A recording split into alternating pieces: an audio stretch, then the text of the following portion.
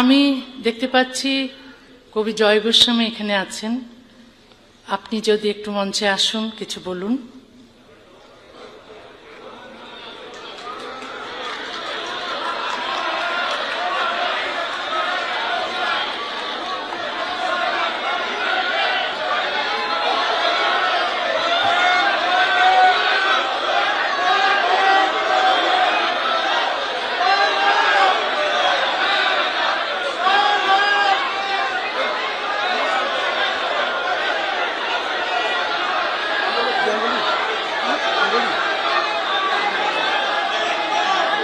আপনারা একটু শান্ত হন প্লিজ, আপনারা একটু শান্ত হন। দেখুন, আরে আমরা তো জারের শাসনে নেই। এই যে বললাম ভরসা ইন হয়েছে, আমরা তো জারের শাসনে নেই। বিরুদ্ধ মত আমাদের শুনতে হবে। আর দিদি যেখানে বলেছেন, দাঁড়ান, দিদি যেখানে বলেছেন কোনো কথা হবে না, কোনো কথা হবে না। বসুন আপনারা, দিদি যখন বলেছেন কোনো কথা হবে না, প্লিজ।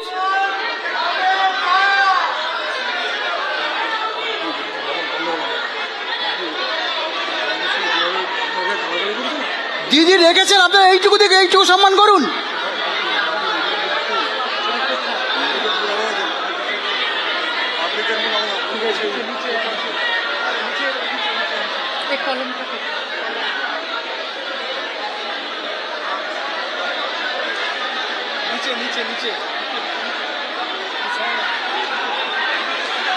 কোথায়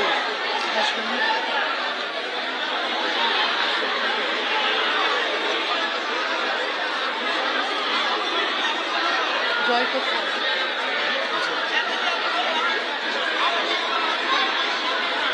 আমি দেখতে পাচ্ছি কবি জয় গোস্বামী এখানে আছেন। আপনি যদি একটু মঞ্চে আসুন, কিছু বলুন।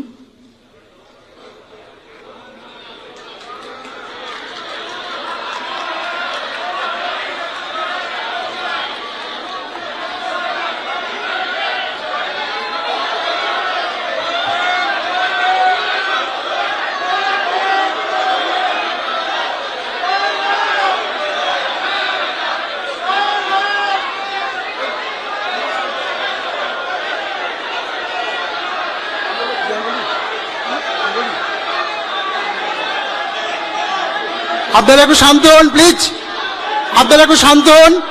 দেখুন, আরে আমরা তো জারের শাসনে নেই। এই যে বললাম ভরসা ইন হয়েছে, আমরা তো জারের শাসনে নেই। বিরুদ্ধ মত আমাদের শুনতে হবে। আর দিদি যেখানে বলেছেন, দাঁড়ান, দিদি যেখানে বলেছেন কোনো কথা হবে না, কোনো কথা হবে না।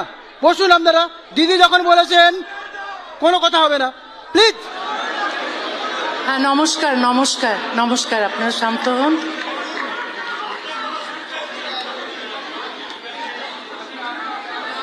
নমস্কার।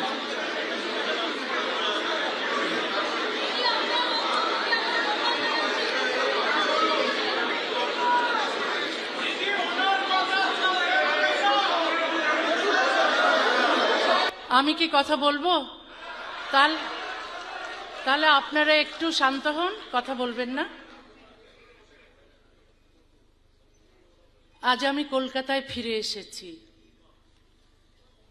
এই একটি বাক্য উচ্চারণ করতে আমার প্রায় 19 বছর লেগেছে।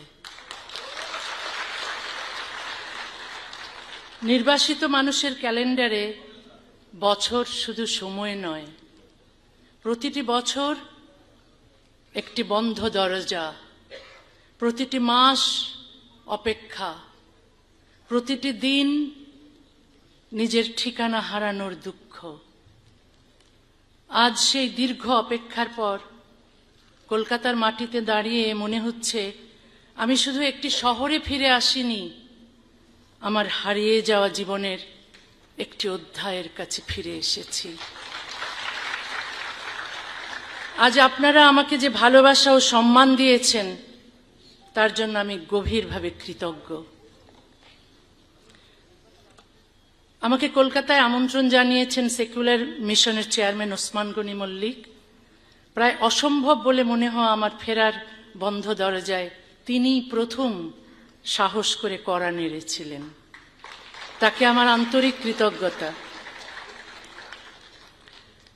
আমার মঞ্চে আসেন আমার দীর্ঘদিনের শুভাকাঙ্ক্ষী তথাগত রায়, শাশ্বতী ঘোষ, মোহিত রায় এবং আজকের অনুষ্ঠানের সঙ্গে যুক্ত সবাইকে আমি আন্তরিক কৃতজ্ঞতা জানাই।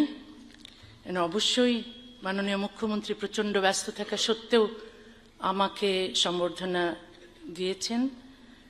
তার এই উদারতার জন্য আমি কৃতজ্ঞ এবং এ আসলে আমার জন্য অপ্রত্যাশিত ছিল। আমি বিস্মিত, মুগ্ধ, অভিভূত। আজ এই আনন্দের দিনে বাংলার দুই মনীষী শিবনারায়ণ রায় এবং অম্লান দত্তকে স্মরণ করছি। তারা আমাকে খুব স্নেহ করতেন। আমাকে পশ্চিমবঙ্গ ছাড়তে হয়েছিল বলে খুব ব্যথিত হয়েছিলেন। আজকের এই প্রত্যাবর্তন দেখলে নিশ্চয়ই খুব আনন্দিত হতেন। একজন লেখককে নিজের ভাষার শহরে আসতে পুলিশের পাহারার প্রয়োজন হওয়াটাই আমাদের সময়ের এক বেদনাদায়ক সত্য। লেখকের জীবন রক্ষা করা শুধু একজন মানুষকে রক্ষা করা নয়, তার কথা বলার অধিকার, ভিন্ন মত প্রকাশের অধিকার এবং কলমের স্বাধীনতাকেও রক্ষা করা। আমি এমন একটা দিনের স্বপ্ন দেখি যেদিন কোনো লেখককে তার লেখার জন্য পুলিশের পাহারায় চলতে হবে না, কোনো মুক্ত চিন্তককে সত্য উচ্চারণের অপরাধে দেশ ত্যাগ করতে হবে না। আমার নিরাপত্তার দায়িত্ব নেওয়ার জন্য মাননীয় মুখ্যমন্ত্রী ও পশ্চিমবঙ্গ সরকারের প্রতি আমি আন্তরিকভাবে আবারও কৃতজ্ঞ। কৃতজ্ঞতা আনুগত্যের চুক্তি নয়। কৃতজ্ঞতার বিনিময়ে আমি আমার স্বাধীন চিন্তাকে বন্ধক দিই না। আবার মতভিন্নতাও আমাকে অকৃতজ্ঞ করে না। কোনো ভালো কাজের স্বীকৃতি দিতে দলীয় আনুগত্যের প্রয়োজন নেই। দ্বিমত প্রকাশ করতেও বিদ্বেষের প্রয়োজন নেই। আমি কোনো রাজনৈতিক দলের হয়ে এখানে কথা বলতে আসিনি, কোনো দলকে পরাজিত করতেও আসিনি। আমি এসেছি নারীর সমান অধিকার, মানবাধিকার, ধর্মনিরপেক্ষতা, যুক্তিবাদ, মুক্ত চিন্তা এবং বাক স্বাধীনতার পক্ষে কথা বলতে। আজকের দিনটি সাক্ষ্য দিচ্ছে ভয় চিরস্থায়ী নয়, নিষেধাজ্ঞা চিরস্থায়ী নয়, বন্ধ দরজাও চিরকাল বন্ধ থাকে না। আজ 1 অগাস্ট। অগাস্ট আমার জন্মের মাস, অগাস্ট আমার নির্বাসনের মাস। আজ থেকে অগাস্ট আমার প্রত্যাবর্তনের মাসও। 1994 সালের 8ই অগাস্ট আমাকে বাংলাদেশ ছাড়তে বাধ্য করেছিল তখনকার সরকার। রাতের অন্ধকারে আমার স্বদেশের দরজা আমার জন্য বন্ধ করে দেওয়া হয়েছিল। তারপর একের পর এক সরকার এসেছে, কিন্তু সেই দরজা আর খোলেনি। আর মাত্র 7 দিন পর আমার নির্বাসনের 32 বছর পূর্ণ হবে। স্বদেশের বাইরে কাটানো সময় এরই মধ্যে স্বদেশে কাটানো সময়কে অতিক্রম করেছে। রাষ্ট্র আমাকে দেশ থেকে সরিয়ে দিয়েছে, কিন্তু আমার ভেতর থেকে দেশকে সরাতে পারেনি। বাংলা ভাষাই আমার বহনযোগ্য স্বদেশ, যে স্বদেশ আমি সঙ্গে করে পৃথিবীর এক প্রান্ত থেকে আরেক প্রান্তে নিয়ে বেরিয়েছি। এক বাংলায় আমার জন্ম, আরেক বাংলায় হারিয়ে যাওয়া ঘর খুঁজে পেয়েছিলাম। শেষ পর্যন্ত একজন বাঙালি লেখকের জন্য 2 বাংলার কোথাও একটি ছোট ঘরও রইল না। ইউরোপ আমাকে নাগরিকত্ব, নিরাপত্তা এবং আশ্রয় দিয়েছে, আমি তার জন্য কৃতজ্ঞ। কিন্তু নাগরিকত্ব আর আপনত্ব এক জিনিস নয়। নিরাপদ বাড়ি পাওয়া যায়, ঘর তৈরি হয় ভাষা, স্মৃতি, সংস্কৃতি এবং মানুষের ভালোবাসায়। পশ্চিমবঙ্গের সঙ্গে সম্পর্ক আমার আজকের নয়। 70-এর দশকে ময়মনসিংহে বসেই কলকাতার সাহিত্য পড়েছি, গান শুনেছি, রেডিওতে নাটক শুনেছি। বাস্তবে দেখার আগেই বই, সুর আর মানুষের কণ্ঠের ভেতর কলকাতাকে আবিষ্কার করেছিলাম। 1978 সালে কিশোর বয়সী সেজুতি নামে একটি কবিতা পত্রিকা সম্পাদনা শুরু করি। পশ্চিমবঙ্গ থেকে ডাকযোগে কবিতা আসতো, কাঁটাতারের ওপার থেকে খামের ভেতর উড়ে আসতো শব্দ। আমি সেই কবিতা ছাপাতাম, পশ্চিমবঙ্গের লিটল ম্যাগাজিনেও লিখতাম। রাজনীতি যখন বাংলাকে ভাগ করেছিল, কবিতা তখন দুই বাংলার মধ্যে সেতু তৈরি করেছিল। 80-র দশকের শেষ দিকে কলকাতায় আসা শুরু করলাম। 90-এর দশক থেকে এখানে আমার বই প্রকাশিত হয়। বাংলাকে কোনোদিন এপার ওপার বলে অনুভব করিনি। কাঁটাতার ভূখণ্ডকে ভাগ করতে পারে, ভাষাকে ভাগ করতে পারে না। নির্বাসনের পথে দেশ খুঁজতে খুঁজতে 1 দশক পর কলকাতায় একটি ঘর পেয়েছিলাম। এখানেই আমি সুখে ও স্বস্তিতে ছিলাম, সৃষ্টিশীল ছিলাম। আমার বই দ্বিখণ্ডিত নিষিদ্ধ হয়েছিল। কলকাতা হাইকোর্ট সেই নিষেধাজ্ঞা খারিজ করে দেন। তবু 2007 সালের 22শে নভেম্বর পশ্চিমবঙ্গ সরকার আমাকে কলকাতা ছাড়তে বাধ্য করেছিল। আমি কোনো অপরাধ করিনি, কোনো আদালত আমাকে নির্বাসনের সাজা দেয়নি। তবু মৌলবাদীদের হুমকির মূল্য দিতে হলো আমাকে। আমার ঘর, শহর, পাঠক এবং স্বাভাবিক জীবন হারিয়ে। আমি তো আমার দেশেও কোনো অপরাধ করিনি।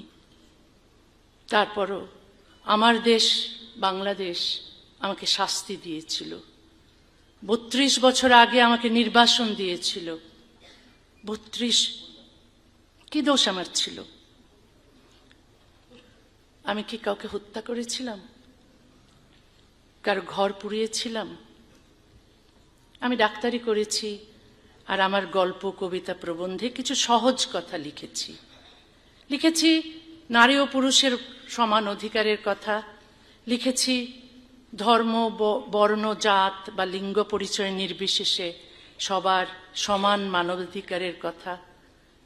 বলেছি কোনো বিধান, তার উৎস ধর্ম, সমাজ, পরিবার বা রাষ্ট্র যাই হোক, মানুষের স্বাধীনতা, সমতা ও মর্যাদা কেড়ে নিলে সেই বিধান বদলাতে হবে।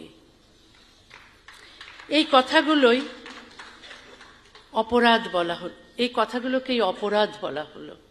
সারা দেশে আমাকে হত্যার জন্য মিছিল বের হলো, আমার বিরুদ্ধে ফতোয়া জারি হলো, মাথার মূল্য ঘোষণা হলো। রাষ্ট্র আমার নিরাপত্তা নিশ্চিত করার বদলে আমার বিরুদ্ধে গ্রেফতারি পরোয়ানা জারি করলো, শেষ পর্যন্ত আমাকে দেশ থেকে বের করে দিল। আমার নির্বাসন নিছক একটি ব্যক্তিগত দুর্ঘটনা নয়, এটি রাষ্ট্রের একটি নৈতিক ব্যর্থতার ইতিহাস।